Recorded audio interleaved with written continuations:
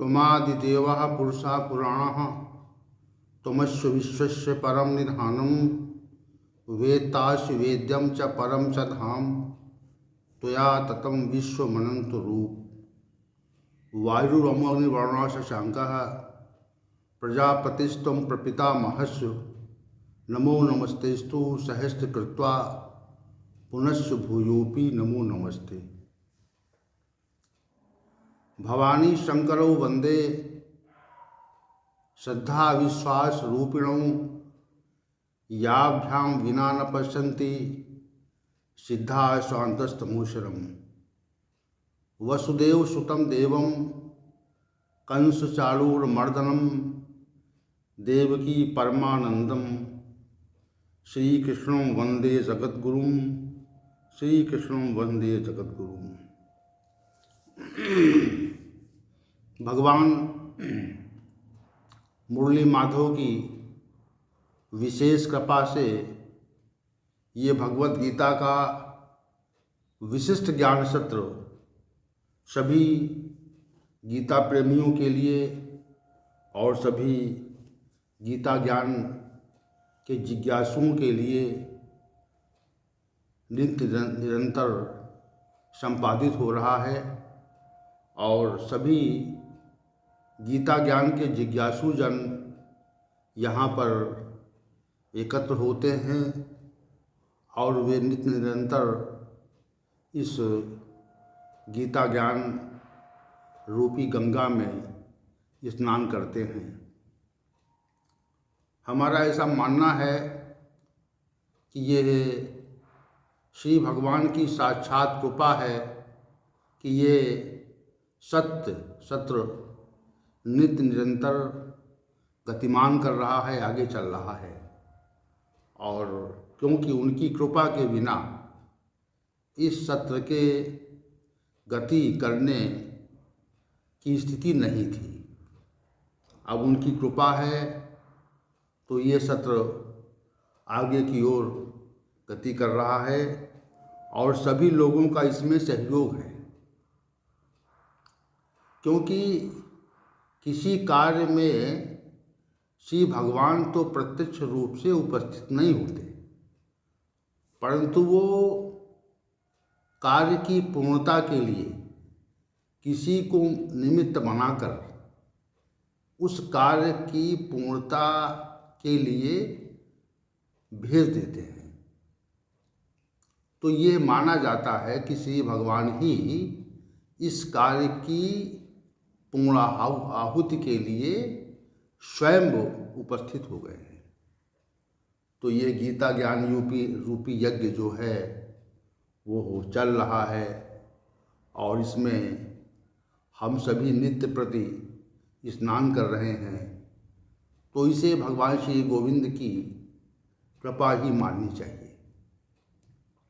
तो कल का जो सत्र था वो 13वें अध्याय क्षेत्रज्ञ विभाग योग के 7वें श्लोक के पूर्वार्ध भाग पर केंद्रित किया गया था और हम सभी ने ज्ञान के 5 साधनों जिनका वर्णन 7वें श्लोक के पूर्वार्ध भाग में है उस पर चर्चा का श्रवण किया था। और आज का जो सत्र है वह 7वें श्लोक के उत्तरार्ध भाग पर केंद्रित होगी, जिसमें 4 साधनों ज्ञान के 4 साधनों का श्री भगवान ने वर्णन किया है। और ये कहा कि आचार्योपासनम, फिर कहा शौचम, फिर स्थैर्यम और चौथा साधन कहा आत्म विनिग्रह। ये 4 साधन श्री भगवान के द्वारा वर्णित किए गए हैं और 4 साधनों पर हम प्रथम साधन आचार्योपासनम को लेते हैं। आचार्यों की उपासना करना भी एक साधन है, ज्ञान का साधन है। तो इसी पर हम पहले अपनी दृष्टि डालते हैं और भगवान श्री गोविंद से ये कहते हैं कि वह हमें इस ज्ञान के साधन पर प्रस्तुति की सक्षमता प्रदान करें। देखिए, दो प्रकार के ज्ञान का हमने पूर्व में भी वर्णन किया था। इसमें जो इससे पहले के जो श्लोक थे, संभवतः दूसरे या तीसरे श्लोक में ज्ञान के दो मार्ग, दो प्रकार बताए गए थे, दो ज्ञान बताए गए थे। एक तो अपरा ज्ञान होता है, संसार के से संबंधित जितना भी ज्ञान है वह समग्रता से, चाहे कोई विषय हो, संसार का कोई भी विषय हो, वह सबका सब विषय अपरा ज्ञान कहा जाता है। और जो परमात्मा की अनुभूति का विषय है, यानी जीव क्या है और प्रकृति क्या है और ब्रह्म क्या है और इसका साक्षात्कार कैसे होता है, इस विषय का जो ज्ञान है, तो उस ज्ञान को हम परा ज्ञान कहते हैं। मतलब परा विद्या है वो, एक अपरा विद्या है और दूसरी परा विद्या है। तो अपरा विद्या में भी हमें गुरु की, आचार्य की, निर्देशक की, अध्यापक की आवश्यकता होती है। और बिना अध्यापक, गुरु या आचार्य के हम संसार के ज्ञान को भी ग्रहण नहीं कर पाते। ये सभी की सज्ञानता में बात है कि हम सभी जानते हैं कि संसार में जितने प्रकार के ज्ञान हैं, तो उन ज्ञानों के विशेषज्ञ लोग जो हैं उन्हीं के पास छात्र जाता है और जा करके प्रार्थना करता है कि हमें इस विषय का ज्ञान दो। क्योंकि वर्तमान में तो असंख्य प्रकार की शाखाएं ज्ञान की प्रकट हो गई हैं, और तो प्रत्येक ज्ञान की शाखा में, अपरा ज्ञान के, अपरा विद्या के ज्ञान की प्रत्येक शाखा में आचार्य हैं, गुरु हैं और निर्देशक हैं, अध्यापक हैं। तो हम सभी उनका सम्मान करते हैं और सम्मान से ये जो व्यक्त ज्ञान है वो प्राप्त करते हैं। देखिए, दो प्रकार के ज्ञान हैं। अपरा विद्या का जो ज्ञान है वह व्यक्त ज्ञान है, जो मतलब प्रतीत होता है, और दूसरा संकलित होता है, मतलब कि संकलन, पिछला संकलन है तो संकलन के बारे में हम जानना चाहते हैं, या वर्तमान में जो ज्ञान है उसके बारे में जानना चाहते हैं। परंतु जो परा विद्या का ज्ञान है वह व्यक्त नहीं है, वह अव्यक्त है।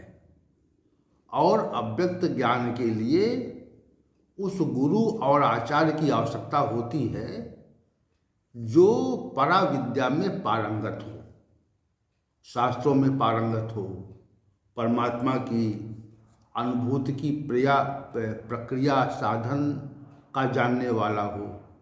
और सर्वश्रेष्ठ तो वह है जो परमात्मा की अनुभूति कर चुका है, तत्वदर्शी है। लेकिन वर्तमान में ऐसे आचार्यों का नितांत अभाव सा है, पूर्णता अभाव नहीं है, पूर्णता तत्वदर्शी महात्माओं, महापुरुषों का अभाव नहीं है, लेकिन अधिकता से ऐसे महापुरुषों का अभाव वर्तमान में प्रतीत हो रहा है। तो हम अपरा विद्या के संबंध में इस विषय, यहाँ पर अपरा विद्या का विषय नहीं है, यहाँ पर परा विद्या का विषय है। तो परा विद्या के संबंध में आचार्यों की उपासना एक साधन है, ऐसा श्री भगवान का कथन है। आचार्यों की उपासना करना। तो चूंकि परा विद्या का जो विशिष्ट ज्ञान है, जिसका गंतव्य, जिसका आत्यंतिक परिणाम, जिसका लक्ष्य परमात्मा की अनुभूति है, तो अनुभूति कराने वाले महापुरुषों की उपासना हमें करनी चाहिए। उपासना से प्रसन्न होकर के वह उचित मार्ग का हमें निर्देश देते हैं। और जब तक हम उनकी उपासना नहीं करते, यद्यपि जो तत्वदर्शी महापुरुष हैं वे उपासना और पूजा की आकांक्षा से रहित होते हैं। वे अकारण ही, यानी बिना कारण ही दया और कृपा करने वाले हैं। वे पात्रता को देख करके और पात्रता को समझकर वे स्वतः ही तत्वज्ञान का उपदेश देते हैं, संकेत और निर्देश करते हैं। तो ऐसे आचार्यों को यदि प्रसन्न किया जाए, उनकी पूजा से, उनकी उपासना से, उनकी सेवा से, तो वे प्रसन्न होकर के शीघ्र ही ऐसे तत्वों के संबंध में निर्देश करते हैं जो इस जीवन का वास्तविक उद्देश्य है। ये श्री भगवान का कथन है। आचार्योपासना में आचार्यों की उपासना का जो अभिप्राय है श्री भगवान का, आचार्यों की उपासना करो आप, तो उनका जो उपासना का जो संकेत है वह इस ओर है कि आप उनके पास जाइए, आचार्यों के पास जाइए, जो तत्दर्शी महापुरुष हैं, जो शास्त्रों में पारंगत हैं, जो परमात्मा की अनुभूति की प्रक्रिया के प्रयोगात्मक स्वरूप को जानते हैं। तो उनके पास आप जाइए और जाने के पश्चात उनकी सेवा करें आप। जैसे इसमें चौथे अध्याय में आया था, तत्विद्धि प्रणिपातेन परिप्रश्नेन सेवया उपदेशन्ति ज्ञानम ते ज्ञानिनस् तत्दर्शिना। तो उनको प्रणिपात करें, उनकी उपासना करें, उनको साष्टांग दंडवत करें, तो तत्वदर्शी महापुरुष जो हैं वो आपको ज्ञान का उपदेश करते हैं। तो इसमें जो श्री भगवान ने आचार्योपासनम कहा, वह संसार की दृष्टि से और व्यवहार की दृष्टि से ज्ञान का एक विशिष्ट साधन है। जैसे हम स्वयं ही अकेले पराविद्या के पथ पर चलना चाहते हैं, तो चूंकि पराविद्या जो है अव्यक्त है और पराविद्या अव्यक्त होने के कारण हम जिस साधन की ओर उन्मुख होते हैं, अपने स्वभाव और प्रकृतिवश उस साधन में शीघ्र फल या परिणाम प्रतीत नहीं होता। ये विशेष बात है साधना के उसमें कि ये उसका परिणाम शीघ्र प्रतीत नहीं होता। वो समय के साथ फलीभूत तो होता है, लेकिन वह जो है वह शीघ्र प्रतीत होने वाला नहीं है। और जो जैसे कोई व्यक्ति, कोई निर्देशक जो है किसी जटिल मार्ग के बारे में ज्ञान रखता हो, तो यदि हम उस जटिल मार्ग के पथ का अनुगमन करना चाहते हैं, उस मार्ग पर चलना चाहते हैं, तो जो जटिल मार्ग जिस व्यक्ति ने देखा हुआ है, तो उसकी सानिध्यता से यदि हम प्रयत्न करते हैं, तो हमें मार्ग में सहजताएँ हैं, सरलता है उसमें चलकर हम अभीष्ट को प्राप्त कर लेते हैं, शीघ्र प्राप्त कर लेते हैं। और क्योंकि उस मार्ग की जटिलताओं और कठिनाइयों और समस्याओं के बारे में वह परिचित है और हम अपरिचित हैं, तो जो व्यक्ति उस मार्ग की कठिनताओं जटिलताओं के बारे में परिचित है वह आपको सहजता पूर्वक उस मार्ग से निकाल ले जाएगा। और हम चूंकि हमें ज्ञान नहीं उसका है, तो अव्यक्त जो विद्या है, पराविद्या जो अव्यक्त है, वह आचार्यों की उपासना से ही शीघ्र फलीभूत होती है। वैसे फलीभूत हो सकती है, वैसे स्वयं के प्रयत्न से फलीभूत हो सकती है, परंतु श्री भगवान कहते हैं आचार्यों की उपासना से ज्ञान का शीघ्र ही बोध होता है, शीघ्र ही उसकी सज्ञानता होती है। तो आचार्यों की जो उपासना है उसको श्री भगवान ने एक साधन बताया, कहा ये एक साधन है। और ये हमारे जब हम व्यवहारिक दृष्टि से ये देखते हैं कि क्या वस्तुतः साधन है, तो ऐसा स्पष्ट होता है कि हाँ वास्तविक रूप से साधन है। आचार्यों की जो उपासना है वह एक प्रकार से साधन है। तो इसमें आचार्यों के प्रति हमें पूज्यता का भाव और उनकी सेवा का भाव, उनके प्रति पूर्ण श्रद्धा का भाव रखना चाहिए और उनके निर्देश के अनुसार हमें इस पराविद्या का ज्ञान ग्रहण करने की ओर उन्मुख होना चाहिए, उद्यत होना चाहिए। क्योंकि जब तक उन्मुख नहीं होंगे, उद्यत नहीं होंगे, तो उसमें आचार्य क्या करेगा? उन्मुखता हमारी है, ज्ञान की ओर बढ़ने की जो उन्मुखता है वह हमारी है, और निर्देश जो है वह आचार्य का है। तो श्री भगवान ने कहा कि आचार्यों की उपासना, गुरुओं की उपासना भी ज्ञान का एक साधन है, जिससे हमें क्षेत्र का वास्तविक ज्ञान होता है, क्षेत्र के विकारों का ज्ञान होता है, क्षेत्र के स्वरूप का ज्ञान होता है, और क्षेत्रज्ञ क्या है, इस क्षेत्र के अंदर वह चेतन तत्व क्या है, उसका भी ज्ञान हो जाता है। श्री भगवान कह रहे हैं कि क्षेत्र के स्वरूप, क्षेत्र की स्थिति, क्षेत्र जो है और जो क्षेत्रज्ञ है उसका भी ज्ञान जो है आचार्यों की उपासना से होता है। इसलिए आचार्यों की पूजा, उपासना श्रद्धा भाव से हमें करनी चाहिए। ऐसा श्री भगवान का आचार्योपासनम पद कह करके एक निर्देश किया गया है। ज्ञान के एक साधन को, सातवें साधन को निरूपित किया गया है। तो आचार्यों की उपासना जो है वह विशिष्ट साधन है। जब आचार्यों की हम उपासना करते हैं तो उस उपासना से हमको विशेष लाभ होता है। ये तो व्यवहारिक बात है। अगर आप जाएंगे किसी आचार्य के पास, किसी गुरु के पास जाएंगे, जो तत्वदर्शी होगा वह हमें कृपा पूर्वक उस तत्व ज्ञान का उपदेश दे देता है। तो जो ज्ञान का पांचवा साधन है, ज्ञान के चौथे चार साधन तो कल हो चुके थे। अमानित्वम, अदम्भित्वम, अहिंसा, शांति, आर्जवम, 5 हो चुके थे।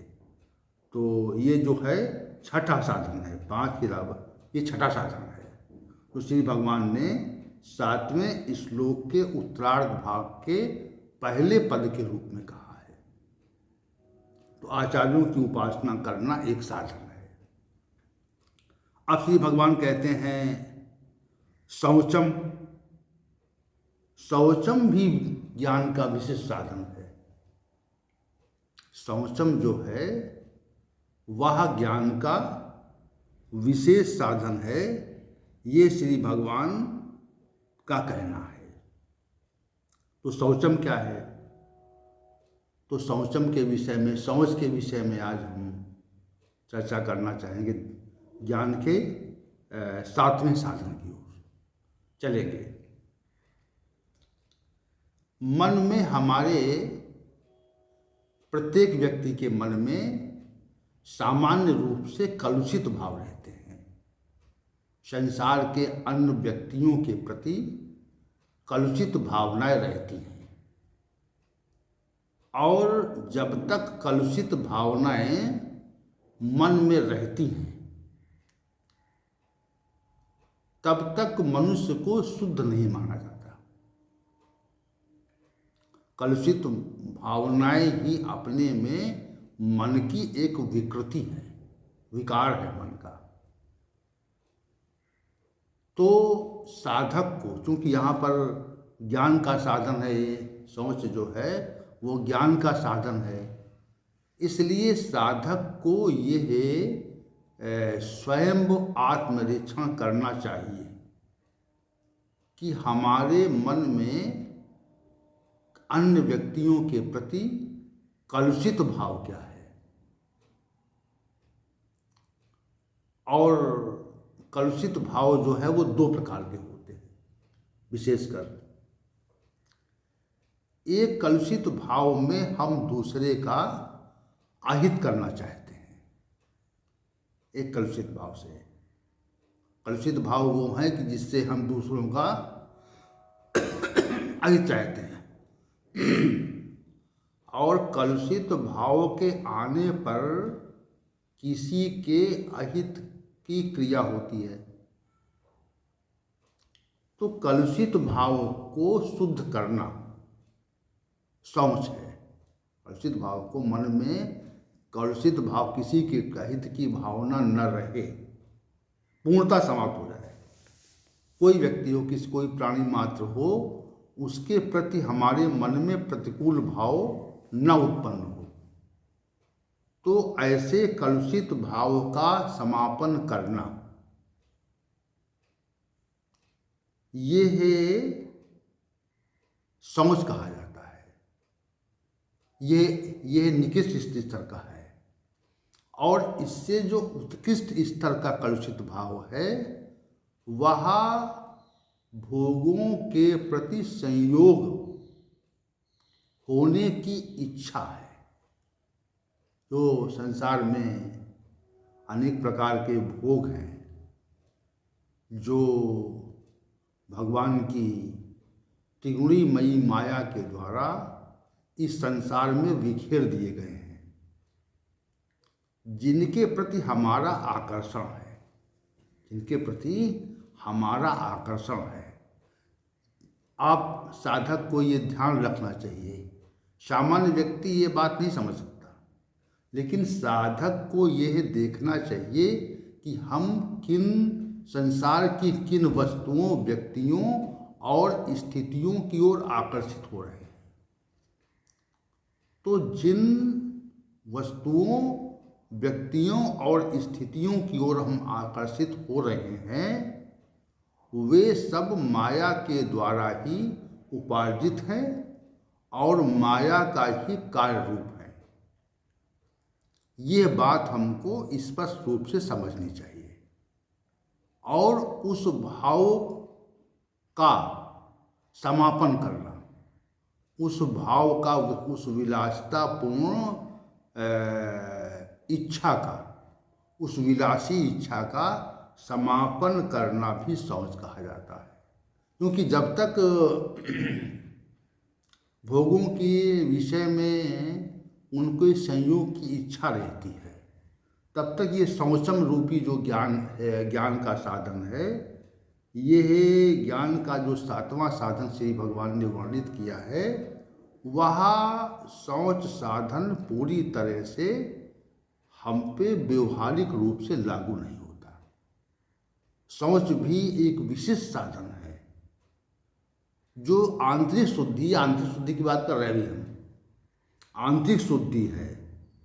तो मन में किसी प्रकार दूसरे के अहित की इच्छा का भाव न रहे, और दूसरे किसी भी माया के द्वारा प्रकट की गई किसी वस्तु, व्यक्ति या स्थिति को के संयोग की इच्छा का भाव न रहे। और जब तक भाव है तब तक अशुद्धि है, तब तक असंच है, तब तक क्या है, हम पूरी तरह से शौच रूपी साधन पर पूरी तरह से खरे उतरे नहीं हैं। हमारे अंदर शौच रूपी गुण नहीं आया है, ये तथ्य हमें निश्चित रूप से समझना चाहिए।